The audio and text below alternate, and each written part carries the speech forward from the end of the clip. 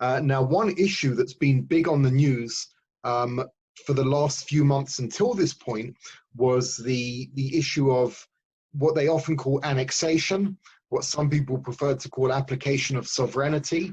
And as we know, one of the conditions for the deal was that annexation / application of sovereignty would not go ahead. The Likud party is saying it's that it will not go ahead right now, but will still go ahead in the future. And that's a very interesting one. So many people will say that West Bank settlements, that is Jewish settlements living in the areas occupied by Israel from 1967 onwards, many people who live in them would say that these are totally legitimate, that Israel had every right to settle their civilians in these places, and that, it did not harm the Palestinians in any way. And on the other side, many people would say that the existence of Israeli settlements in the West Bank is an obstacle to peace. It's an obstacle to coming to a solution between Israel and Palestine. And for Netanyahu to go ahead and apply sovereignty or annexation would be a nail in the coffin, as it were, of any chance of peace. So I'd be interested to hear your thoughts on that. In terms of what you think of Israeli settlements in the West Bank. Are they legitimate? Are they not legitimate? Are they an obstacle to peace? And would annexation of those settlements create a further and stronger obstacle to peace, in your opinion? Yeah, actually, at this point, it's a very complicated point. Here, I cannot it's not clear to say if it's an obstacle or not.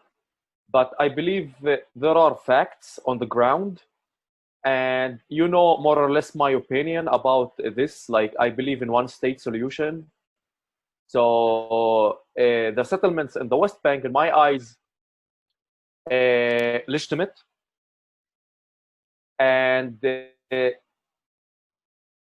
it's the right of the Israeli state to have towns or communities in Judah and Samaria. If a Palestinian is still and serious want a state, they can have full control. I mean, in the main cities of the West Bank, they had already many chances and opportunities in the past to have a state, but it's they are not that serious about it. They do not want to have their own state. They are happy with this current situation. As I told you before, in the past, there is no Palestinian leadership, and if you give Palestinians a chance nowadays with their power, they cannot run a country. They cannot do so. So one state, Israeli state, the settlements there in the eyes of Palestinians, of course, it's a problem. They cannot deal with it. How can you imagine Jews living within a Palestinian states? It's kind of impossible. But we need to have some kind of solution to create more facts. Maybe, I do not know, to create tunnels and bridges.